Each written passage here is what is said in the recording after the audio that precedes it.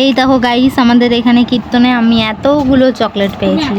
মানে আমি একা পাইনি, আমার মাও ঘুরিয়েছে। আমার মা হয়তো এই কটা ঘুরিয়েছে, আর আমি এতগুলো ঘুরিয়েছি গাইস। আমি এতগুলোই ঘুরিয়েছি।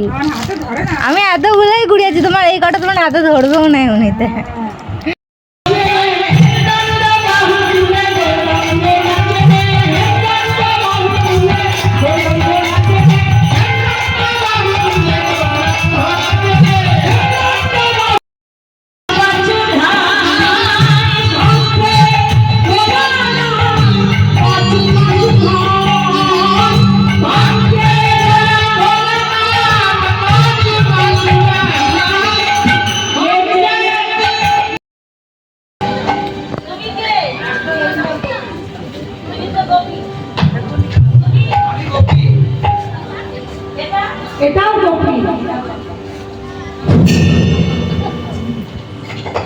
গোবিন্দ দেখছে এখানে আবার মোটা সোজা কে দাঁড়িয়ে আছে?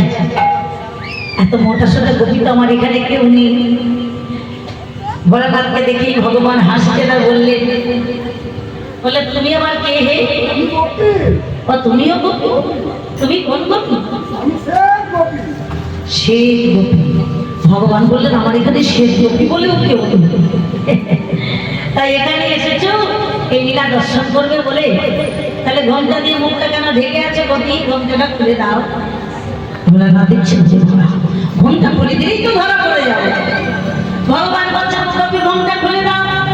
ভোলানাথ ঘন্টা খুলতে চাই না। এইবার গোবিন্দ যেই না ধরা পড়ে গিয়েছেন ভোলানাথ।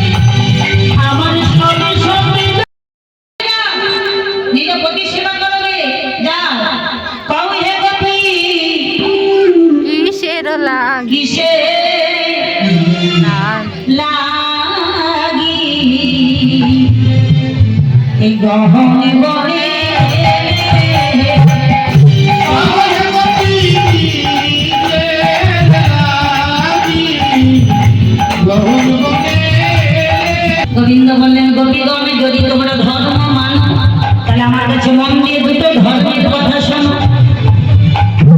পরম ধার্মিক যদি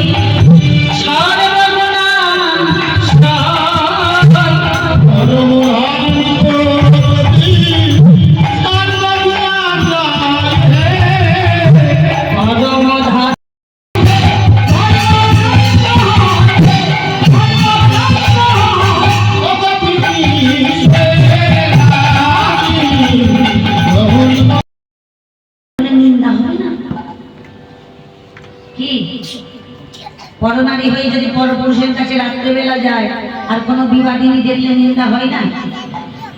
মায়েরা, আমি বোঝাবার জন্য কথাটা বলছি, খারাপ করে কিছু নেবেন না, আমি যেটা বলতে চাইছি খারাপ ভাববেন না যেন।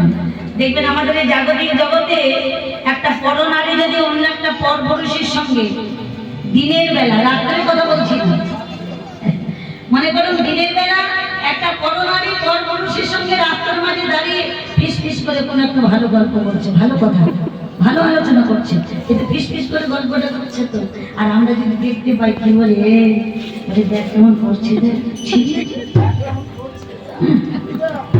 রাস্তাঘাট মানামানি নেই, লোকজন মানামানি নেই, পরনারী হয়ে পরপুরুষের সঙ্গে ঢলাঢলি গলাগলি।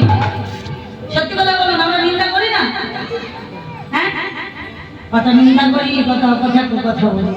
তাহলে একটু ভেবেছে যে দিনের বেলা পরনারী পরপুরুষের সঙ্গে কথা বললে যদি আমরা এতটাই নিন্দা করি, তাহলে গোপীরা কখন এসেছিল? সময়টা কখন? হ্যাঁ, গভীর রাত। আর কোথায় এসেছে? গভীর বনে। ভগবান বললেন যে যদি কোনো কৃষ্ণ বিহারী দেখতে পাই, তাহলে আমার প্রেমের নিন্দা হবে, তোমরা ঘরে ফিরে যাও। আর যখন বারবার করে ধর্মের কথা বলছেন, ললিতা বিশাখাতে এমনই খুব মুখরা, আর থাকতে পারলেন না, বলে ধার্মিক এদিকে এসো, বলে খুব তো তখন থেকে ধর্মের কথাই শোনাচ্ছ, হে কোনটা তোমার কাজ? বলে ধর্মের কথা শোনানোই আমার কাজ। এখন ভক্তমন্ডলী, ভক্তবতী মায়েরা, বলি ধর্মের কথা কার মুখে শুনতে হয় গো মায়েরা? একটু কথা বলুন না, জানা থাকে বলুন, ধর্মের কথা কার মুখে শুনতে হয়? চোরের কাছে?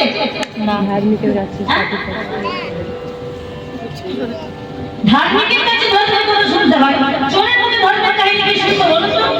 হ্যাঁ, যেই বলেছে চোর পবিত্র নাই, সাবধান।